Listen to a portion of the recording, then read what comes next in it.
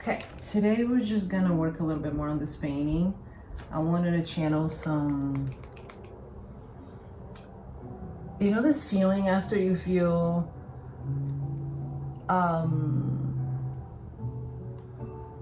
punched in the face by an election's result. Do you know that feeling? And then you decide to channel it to something good. So this is about confidence. This is about feeling empowered. This is about not really starting a war or anything like that, but just being like, you know what? I'm gonna use all of my abilities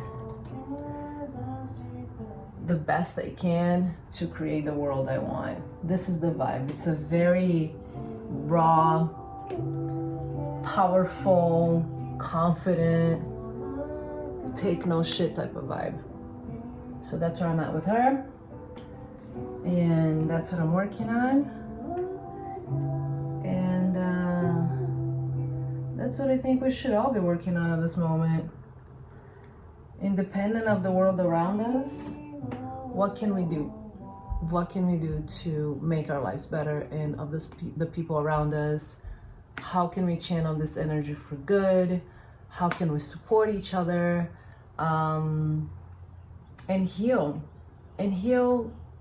all of the sadness and fear that is going on in our society. How can we move forward through it and come out better on the other side?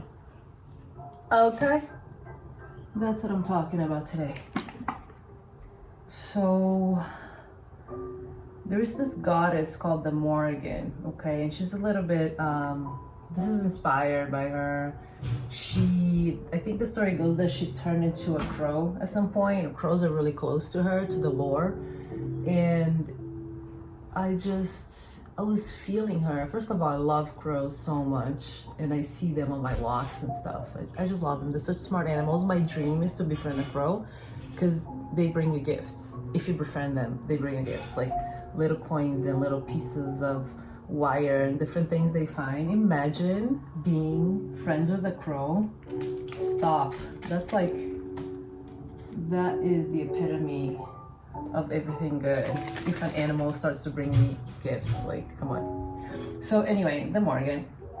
And I started to channel her in my writings, and it was crazy because once I started to channel her, because I do like automatic writing and a lot of channeling, and I picked up on this energy, and it was very much like I started writing, even my handwriting was different. It was like very like precise and clear, and I usually don't have clear handwriting, but with her it's very clear and precise. It was very much get to work, channel this energy, get out there, don't delay. And I was definitely procrastinating and delaying and having a hard time doing anything productive. And I drew her first. I just sketched this. Can you see? And I love working with pencil. It was just a sketch in my sketchbook. And I felt like this is gonna look really good big if I paint it big. So here I am working on her, and it's hard to tell, but the body are feathers. Her body's gonna be covered in feathers, like crow feathers. And I don't know what this crown is yet. This is the beauty of painting the way I do. I don't paint with a big plan.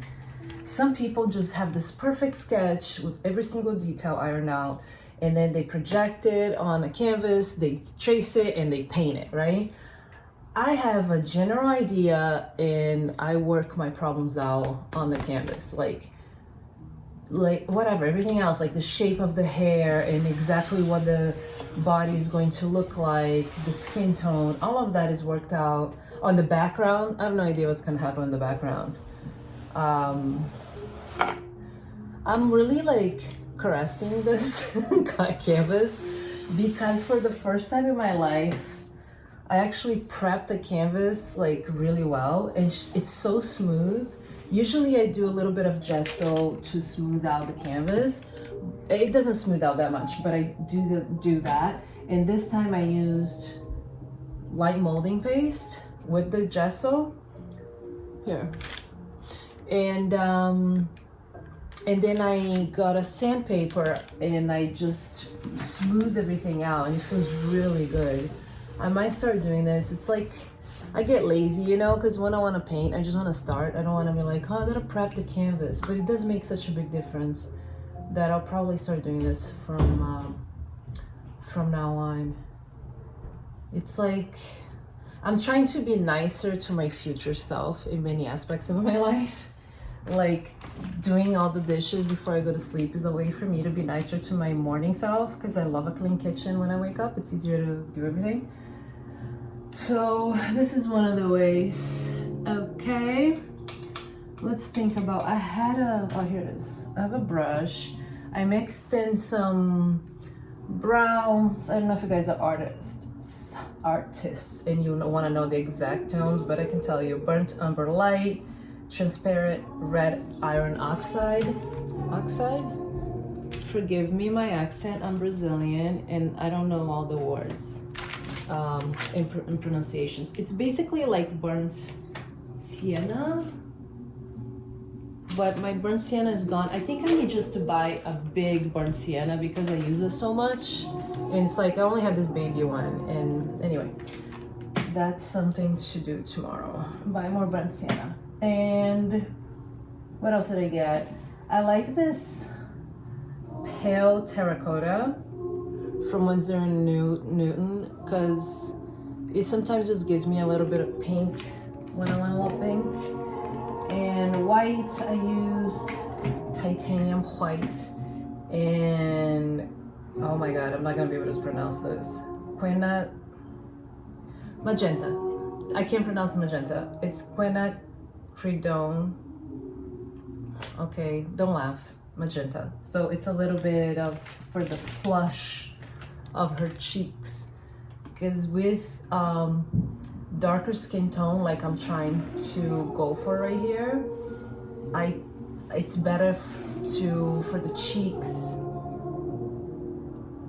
to be a cooler tone, because her undertones are cooler, or at least that's what I'm going for. If I put a bright red, it's not gonna work. But to be honest, most of what I do is really gut feeling, and I just go with my gut, and I mix things on the palette, and I mess around, and I find out what works. So forgive me for not giving you a perfect recipe, but that's how it goes. And I make mistakes. It's okay. I make mistakes. But the beautiful thing is that you can paint over it. You can always have like some paper towel around to like scrape what I don't like or soften it. Also, I use acrylic paint, but which dries faster and doesn't necessarily mixes as well on the canvas as oil. But I use a lot of these different mediums that help a lot. I use acrylic glazing. I use sometimes an open thinner, which just makes the paint take longer to dry. I use, there's another thing I use. Oh, you know one thing I love is this airbrush medium. I don't use for airbrushing, although I do want to learn how to airbrush and I want to get a machine and everything. I'm like obsessed with learning, but it's kind of hard to, anyway, whatever. I'll figure that out some other time. But it makes the paint really runny for airbrushing while keeping its integrity. And it's really good for layering colors, you know, for glazing basically. To be honest, I just mix them all. I'm getting a call. No, thank you. I just mix them all on a palette and experiment and see what works. But I just want to now that I know more or less where her face is gonna be and what I like, I want to lighten up where the light would hit.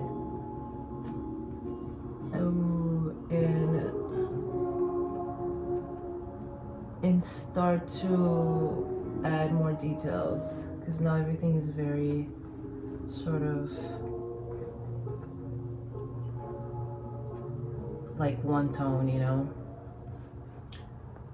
We want to see, oh, and also acrylic paint, for you guys that don't know, dries darker than it looks on the canvas, so be aware of that. It may look really light and then it'll dry and you'll be like, damn, that's not what I wanted at all. And I already noticed, oh shoot. And I already noticed one of her eyes is bigger than the other, you guys.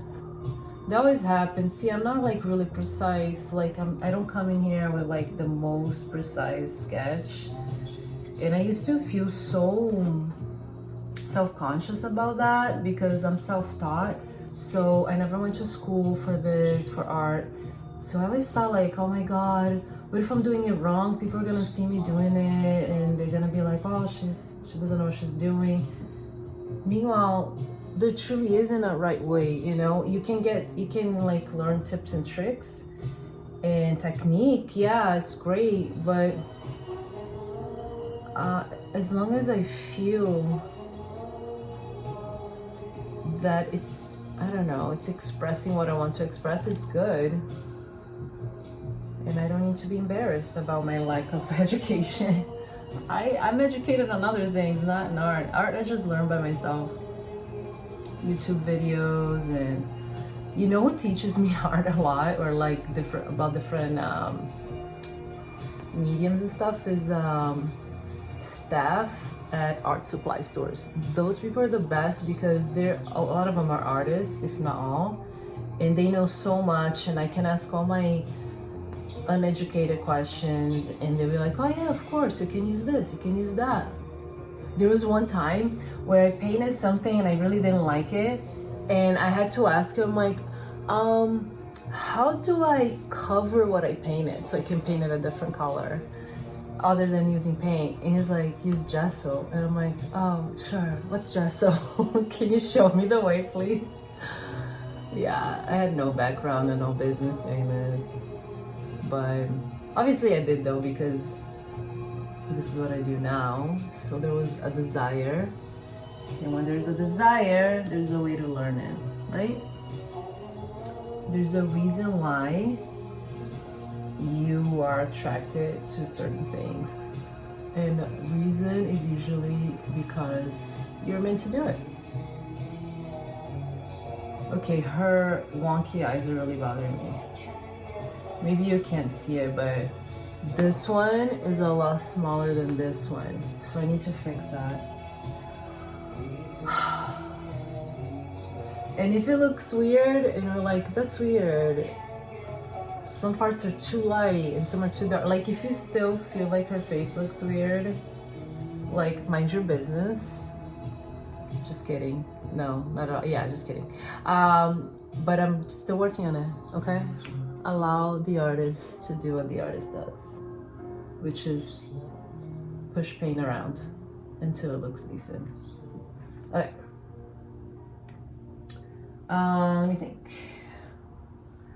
Let me think. What did I say? Oh, the eyes, right?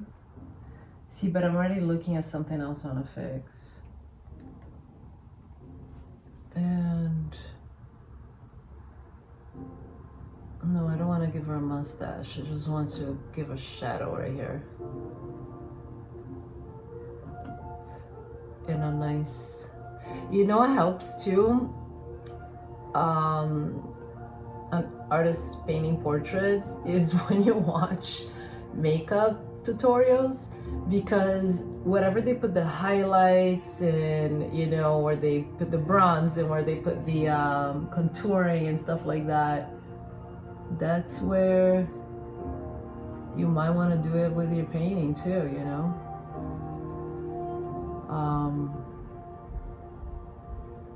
Or it's just like a guideline where like shadows hit, and how, like, do you want high cheekbones or do you want a more rounded face or whatever. I hope the audio is recording because I'm just been talking for so long. I have no idea if it's gonna sound good or not. I am not gonna invest on a camera and mic at this point. I'm just using my phone for a while and trying to see if it works for now before I invest any money.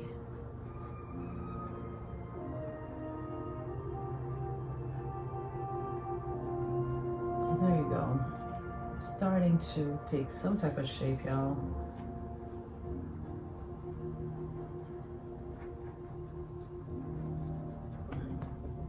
I hope my accent is not too distracting. Sometimes I listen back and I'm like, man, I really have an accent, huh? I'm from Brazil. I've been here for a long time, but that doesn't mean that I just completely, I can pass. I don't know if I can pass for American. Having the camera there is kind of good because it gives me a different perspective on her face. Can you see a difference already? Do you see her cheekbones are more pronounced? I feel like the shape is not perfect yet. I haven't even gotten to like details of the hair and oh my gosh, this is gonna take a while. Okay, I'm looking at her. I still think we should do something about the eye situation.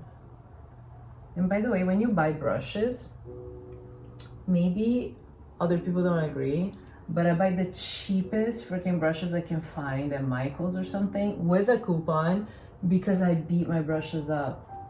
Like there's nothing left of them by the end of a painting, and I still try to use them as much as possible. The only time I preserve my brushes is for detail work. When I get really close and I really want detail, then I get some fresh brushes. But I don't know if you can see. Can you see? Oh, hold on. How do people do this? Does this actually work when you do this? Anyway, whatever. So this poor baby, but it still works well enough. Alright, let's fix her wonky eye.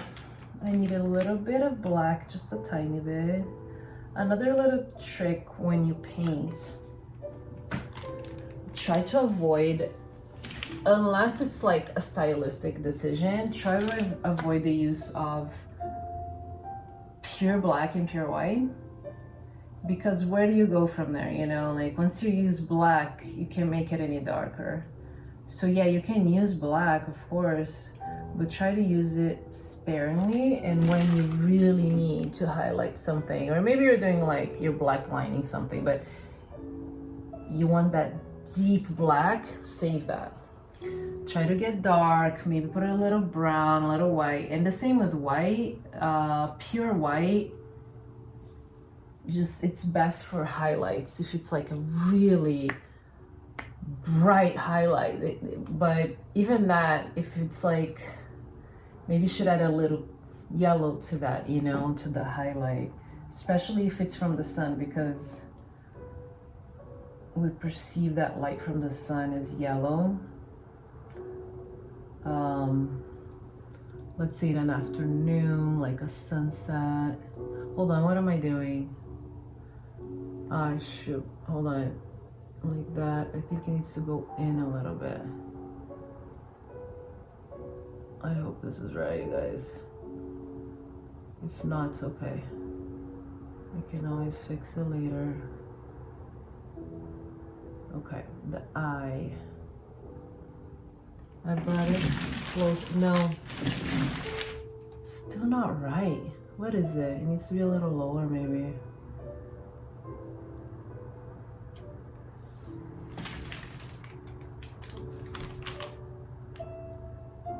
Damn it.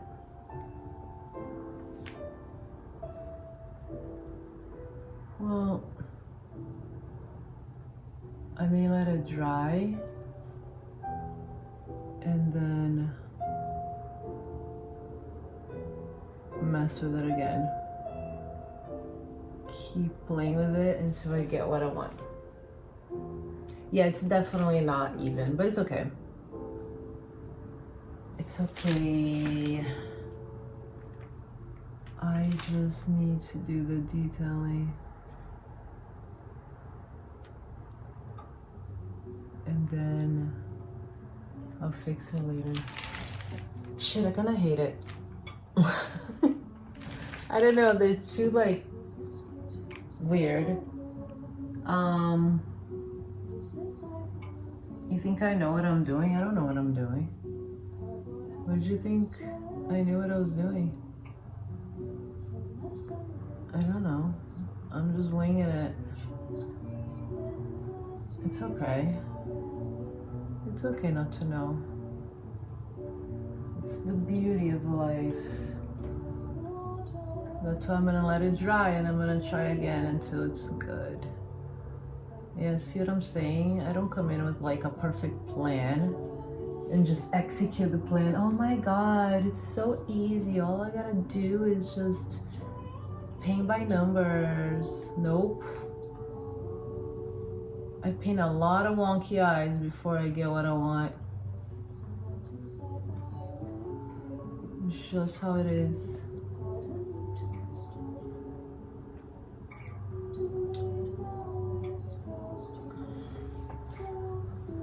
Yeah, well, you know, you just keep going. I think that's it for now, everybody.